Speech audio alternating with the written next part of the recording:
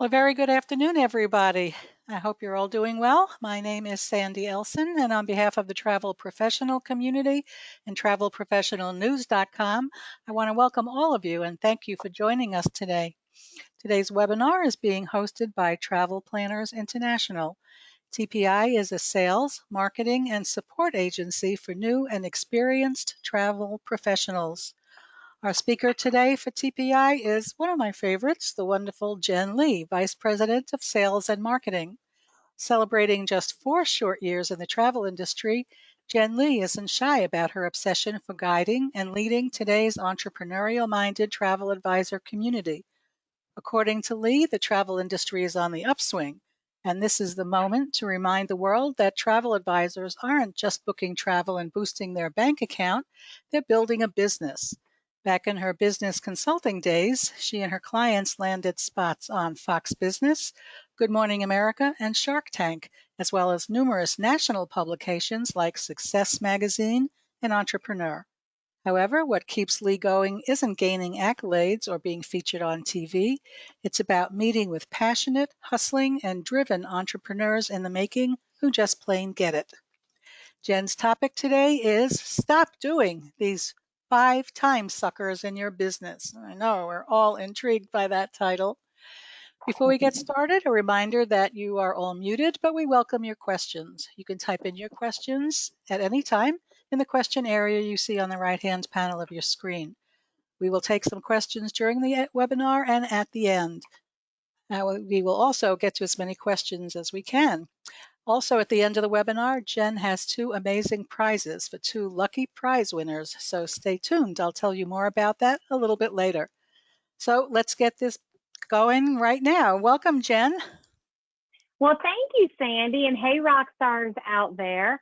I'm excited to be with you today, even in the midst of all of this craziness. So those that are tuning in live, I'm so excited that you're joining us. I know it's been really challenging recently, but we're going to get through this together. And those that couldn't listen live and are listening later on, who knows, you might be listening 6 months from now and we've gone through all of this coronavirus stuff, but we're all in this together. I hope you can feel it. I was excited that we were still going to move forward with today's webinar because now more than ever, ensuring that you are using your time wisely is very important. And some of these time suckers are going to be things that are going to be money makers for you. Actually, all of them will be money makers for you later on. Sound exciting, right, Sandy? Sounds very exciting.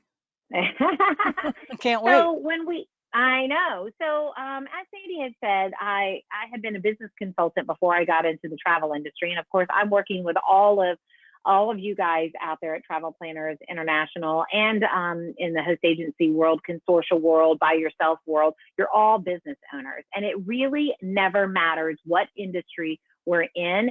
There are some standard time suckers that I want us to eliminate immediately.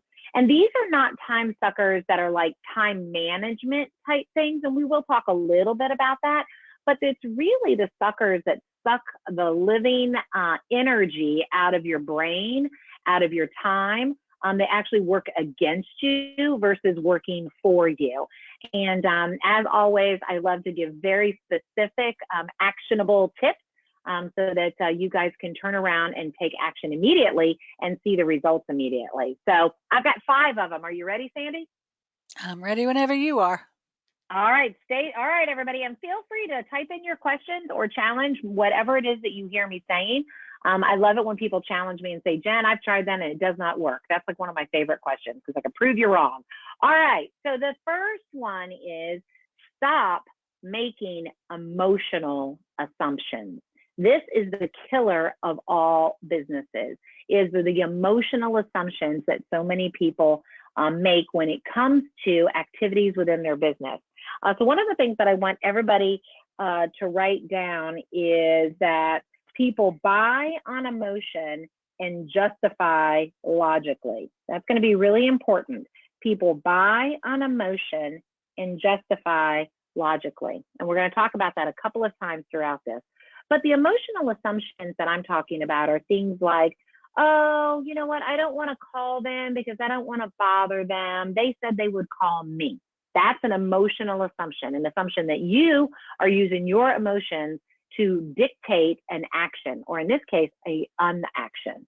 Oh, you're making the assumptions. All my friends know what I do. They all know that I can help them with that cruise. They know I can help them with that FIT booking in Europe. Everybody knows what I do. I talk about it all the time on Facebook. How many of you, and I know you're going to start nodding your head, and I'd love to see you type it in the comments.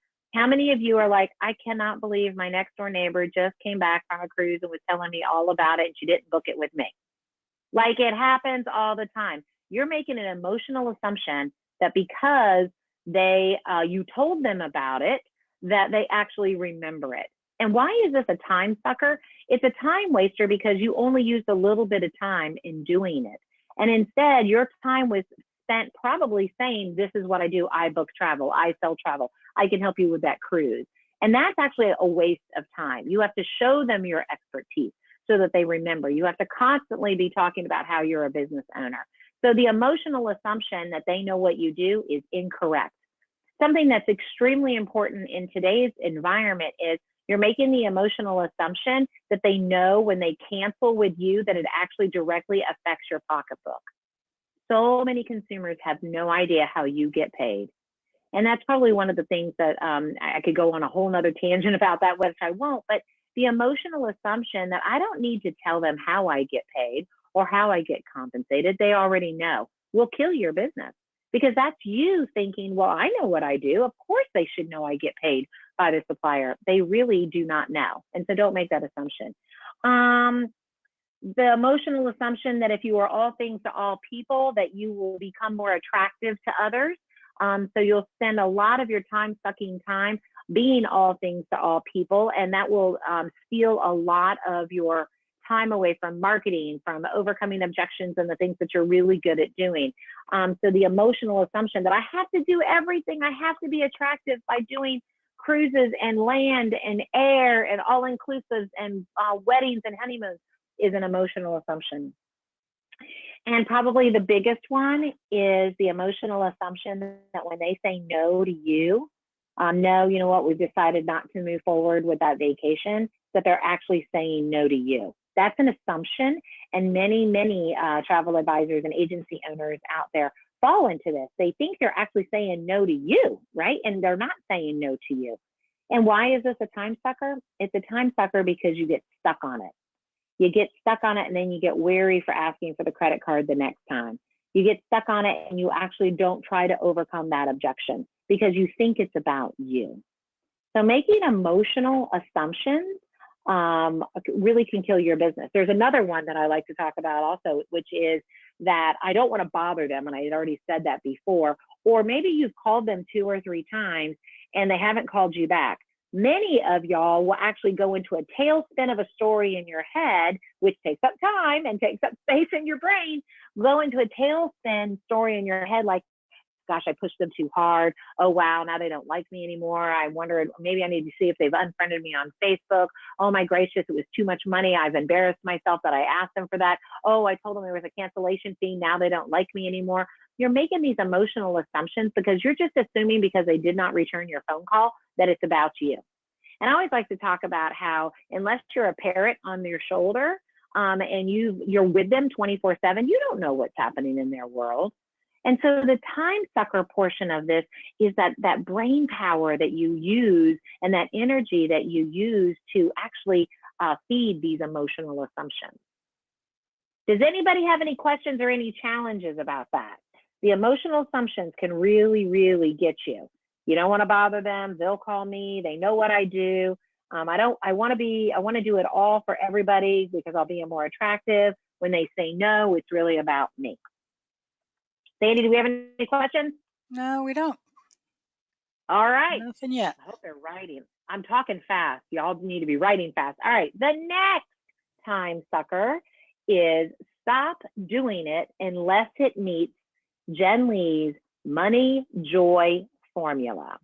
This is a formula that I've used for years and helped my clients use for years to help them measure whether something is worth their time. And the money joy formula goes like this. Does it bring you money? If the answer is yes, that's great. Does it bring you joy? If the answer is no, well, the money might be good, but the joy, if it doesn't bring you joy, it's actually sucking joy away from you. Conversely, does it bring you joy? Yes, I love doing this. There's nothing that thrills me more than researching, putting together an FIT Europe trip for a family. I love it. Did you make money on it? Well, actually, no, they decided to book it on their own because I sent them 16 different quotes and links to web pages, so on and so forth. No. Ideally, the money, it needs to make you money and bring you joy. That is the Xanadu. So in those little areas, let's just say bookkeeping or marketing, social media, following up on final payments, collecting all the documents for a group. There might be some admin type things that does not bring you joy. And quite frankly, it sucks your energy and it's not in the long run making you money. Those types of things need to be outsourced to somebody else. Now, yes, it will cost you money, but it'll bring you joy because you're going to make more money because you're going to have time for more sales. So things that smaller tasks that you don't like to do, you have to find a way to have it balance that money joy. Also, with regards to taking on clients, I know you guys have read about this on the various Facebook forums out there, but it is a true statement. Firing a client is probably one of the most profitable things you can ever do for yourself. If you find yourself with a client, and even if they are a big client and they bring you a lot of commission, but they do not bring you joy, it is taking your energy away from being able to get 2 or 3 additional clients or new clients who will equal, if not surpass, that same amount of money that you're making and bring you joy at the same time. There's nothing worse than working with a curmudgeon. Wouldn't you agree? So the money joy formula is the measurement you should use to decide whether or not this is worth your time, energy, and effort. Make sense, Sandy? Makes sense to me. You know I have to have validation now, people. Make sure you tell Sandy that this is all good stuff. All right, the third one is stop working without strict boundaries. And many people know what a boundary is, but for those who do not, boundaries are those kind of like lines in the sand where we say, this is you, this is me, I've drawn the line, you are not to cross this line. And the beauty of having boundaries is that it gives you freedom to be your absolute best. Now, there's boundaries, personal boundaries with people, like, you know what, you cannot call me at midnight on a Sunday night. That's a personal boundary, a professional boundary as well. That's a time waster if you don't have that boundary. Because if you don't have that boundary, you're going to get phone calls at midnight on Sunday because you did not set the boundary. But where there are some other time suckers, which are also kind of like time management tools, are things like boundaries could be timers. So as an example, I use a method called the Pomodoro method. And Sandy and I were just joking around. We think it sounds like an Italian sauce, Pomodoro, but I think it's called Pomodoro method, which is the method that you set yourself a timer for 25 minutes and you only work for 25-minute increments. And then once that timer goes off, you get up and you take yourself a 5-minute break. Or sometimes I say, I'm going to spend the next 45 minutes working on this one task. If I have a lot of writing that I have to do or editing that I have to do, if I have to do my expense report or whatever that is, I set a boundary and say, I have to get it done in that time frame. I have no choice because that's the only time I have. That's setting a strict boundary for myself. And the reason not having boundaries or time suckers is because if we have 8 hours to get something done that we don't want to get done, many times it will take us the 8 hours to get something done that we don't want to get done, when in reality, it probably would only take us 20 to 25 minutes to get that done. So set timers for tasks. When you're in the middle of something that's really important for you to focus on, turn off your email. In other words, the emails can continue to come in and you can send emails, but you won't see the emails actually hitting your inbox until you turn it back on. All email programs have that option. Hold yourself accountable. You are the one that you have to report to. You're your own boss, for heaven's sake. So hold yourself accountable. I know this is going to be a silly example, But one of the things that I do to help practice this and set strict boundaries with myself is I play solitaire all the time. And when I play solitaire, I won't let the top card move to the bottom section unless it moves another card, right? And it's really hard because you can see that red 3 goes perfect with that black 4, but it's not going to move any other cards. So I have to be really diligent and hold myself accountable not to move that card. And I find that that self-control, practicing it there, allows me to practice self-control to stay focused. That's a strict boundary that I give myself. And then most importantly, schedule your fun. It's important to have fun every single day. So schedule that fun. Use the Pomodoro method and schedule going through Facebook and finding funny memes, or schedule reading a funny book, or watching Frasier. I love the old reruns of Frasier. I crack up every single, that and Seinfeld. And so schedule some fun for yourself and hold yourself accountable to make sure you take time out for that little bit of a break. All right, moving right along. You're going to be freaked out by this next one. Stop sending incomplete quotes. Now more than ever, people, this you need to start taking advantage of right away. Incomplete quotes are quotes where you feel like you're sending over 2, 3, 4 options because you don't feel like you know exactly what it is that they're looking for. The more time that you spend in the front end asking more qualifying questions, asking some of those questions that are my favorite, which is my most favorite question. I would love it if anybody who's listening remembers this. What is motivating you to take this trip? If you ask that question, the rest of the story will unfold. But the more work you do up front, the more time you save on the back end, because we want to be able to hit the nail on the head as close as possible. So incomplete quotes mean quotes that you've got too many options for them to choose from. An incomplete quote in today's world, and I sure hope every single person that's listening to this adopts this right now, an incomplete quote is a quote that does not include travel insurance, does not include excursions, and does not include a cancellation fee, your personal cancellation fee. So I'm going to flip that around to the positive. Complete quotes are quotes that include 1 or 2 excursion recommendations so that they can say yes. Make it easy for them to say, yeah, I want that, and I want that, and I want that, and I want that, number 1. The second thing is a really good complete quote says, here is how much your travel insurance will be for this. Click here to not take advantage of that. And then the third option is to make sure that they understand your personal cancellation fee. As we have learned through this experience with suppliers canceling and whole countries closing down, people are canceling, and in some cases your commission has been protected, and in other cases it has not been protected. So it's really important now that you charge cancellation fees. And what most people do is some charge a fee of $50 per person or $100 per person, or 10% the cost of the actual trip.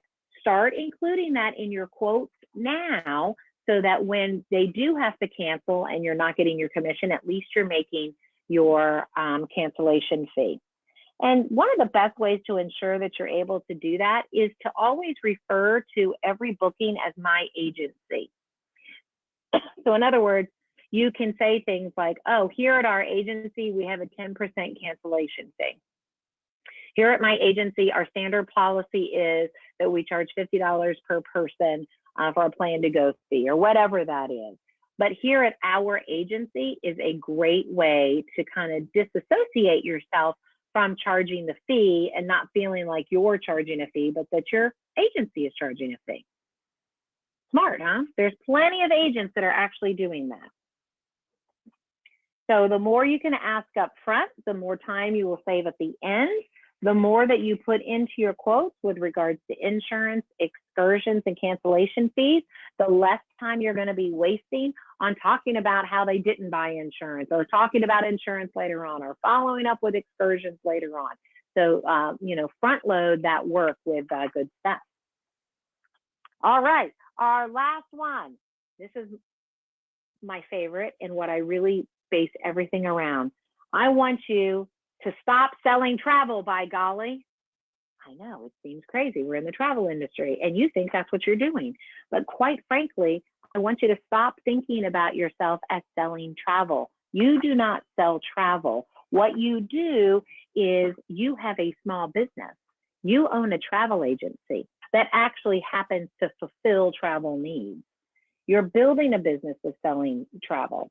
Instead of thinking about, hey, I focus on selling travel, focus on introducing yourself as a travel agency owner. Focus on selling yourself and the dream. There's a really good book out by Don Miller, D-O-N Miller. Write this down. It's called Building a Story Brand. And it's a super easy read. And I think I've talked about it in some of the other webinars. But in it, he talks about the fact that as business owners, our job is to make it easy for the character. It's like a 7-step plan. There's a character who has a problem, who meets a guide, who gives them a plan, calls them to action, and that calls them to action, which will equate into either helping them live a better life or solving a problem. Your job is the guide. You are the guide. That's why we've changed your names to travel advisors. You are not a travel agent booking travel. You are a travel agency owner who is guiding their clients to an awesome experience that just happens to include traveling. That's what you're doing. So going back to that emotion logic, if you focus your efforts, your time on selling the emotion, tapping into the emotion, the logic will automatically come because naturally people buy on emotion and justify logically. But if you hit it as I sell cruises, now all you are is selling travel. And that's really not what you do. What you do is curate experiences to help families enjoy their 1 week off together. What you do is help that couple kickstart their 50-year marriage by planning their honeymoon for them.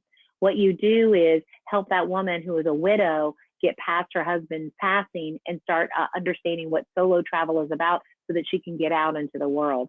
Fill in the sentence. That's what you do. Y'all don't sell travel. Travel just happens to be the way that you solve that problem for them.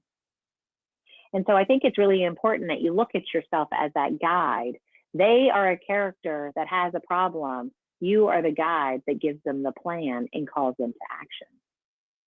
So those are my 5 things, time suckers, that if you focus on them, and if it's okay with you, Sandy, I'd like to go back and just start from the beginning. Stop making emotional assumptions. These are things that are in your head that'll steal the time from your brain and also stop you from doing what you should be doing. Stop doing it unless it meets that money joy formula. Does it make me money and bring me joy? Stop working without strict boundaries. These are really lines in the sand that you call yourself to action, as well as things that you will and will not accept of your clients. Stop sending incomplete quotes. People, put it all together in one quote. The more work you do up front, the less time you have to spend on the back end. And then finally, stop selling travel and start servicing your clients, selling you, providing them, being a guide, and providing them with the best possible experience so that they can live a happier life. Those are my 5 time suckers. And I'm excited about you guys moving your business fiercely forward with them. All right, what questions do we have? Well, first of all, that was absolutely fantastic and inspirational. I think we all got a lot out of that and can look at our same business in a very different way. In fact, we have somebody who just wrote great wisdom. So thank you, Jim, for that. We have a couple of questions that have to do. First of all, you mentioned charging a personal cancellation fee, and that rang a few bells. One of our agents wants to know, will a traveler's cancellation insurance cover the cancellation fee as a non-refundable expense? No, not that I know of. You would need to check with your travel insurance company. It's on the invoice. So what you're saying is my agency charges a cancellation fee. And it's either $50 a person, $100 a person, or 10% the cost. This is a very common thing that travel advisors are doing now. And I'm going to be on my soapbox to encourage you to do this as well. Now, unless the travel insurance company has it in there, I don't know. I guess I'm not at the insurance company, so I don't know. But if it's on your original invoice, I don't see why not. Call your travel insurance company. Good question. And then a related question, what is the best way to charge a personal cancellation fee? If somebody, for example, is uh, calling a cruise line with a client's credit card number, the cruise line doesn't allow you to put a extra cancellation fee on there. What's the best way to do it? Well, if you're partnered with a host, you can do it through your host agency.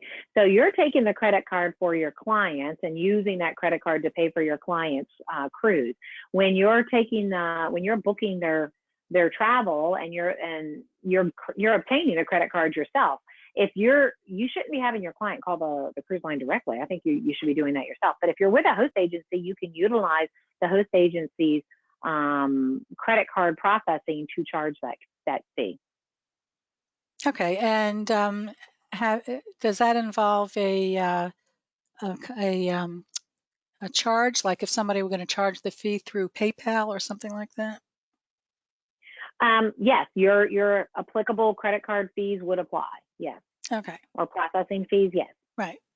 Um, okay, and the only other comment we have is Kathy wrote, these are gems. Oh, thank um, you, Kathy. Number three especially rang true for me, something I have been thinking about for a long time and will actually execute starting after this webinar. Thank you, Jen, Yes, she girl. says. You go, girl. You go, So Kathy. that's great.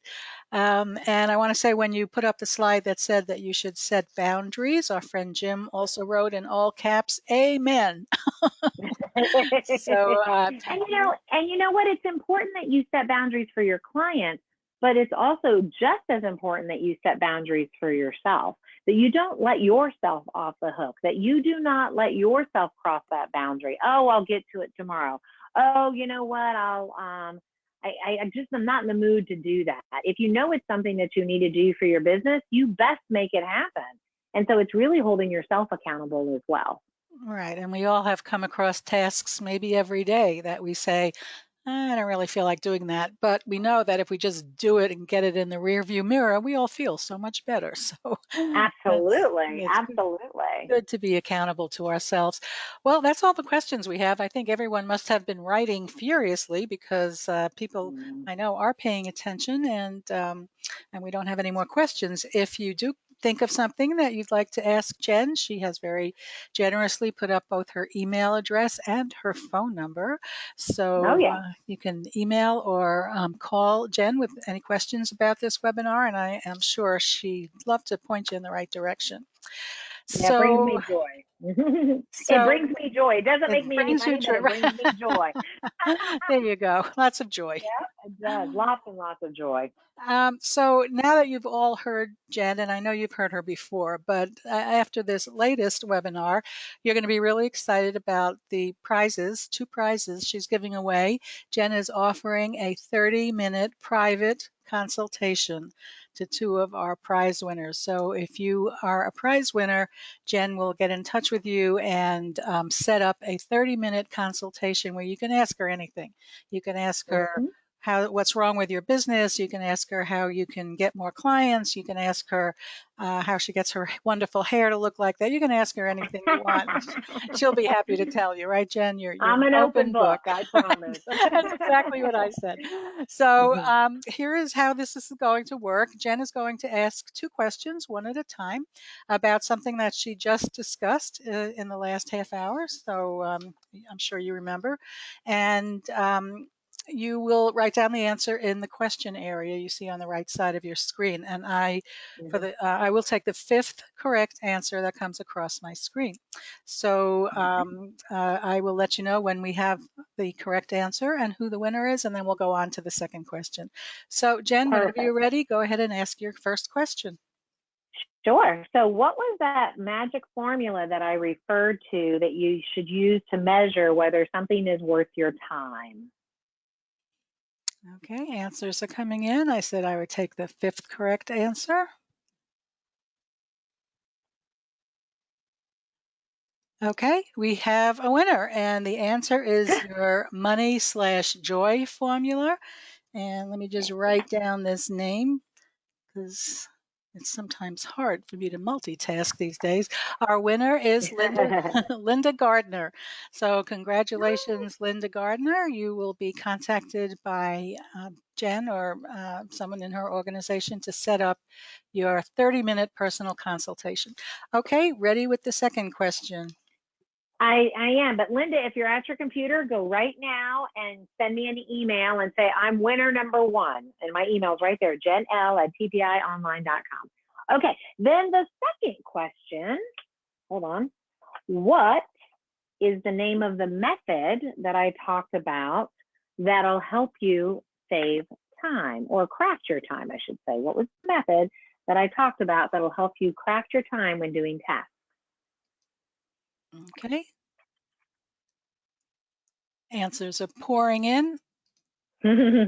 Okay, and we have a winner, and the answer is the Pomodoro method. And next time you order Pomodoro in an Italian restaurant, you'll think of Jen. And again, let me just write down the name.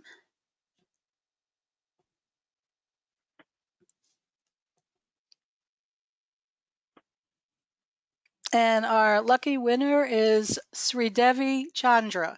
Sridevi Chandra. So congratulations to both Sridevi and Linda for winning an invaluable prize, a 30-minute consultation with Jenn Lee. I know you're going to get a tremendous amount out of it.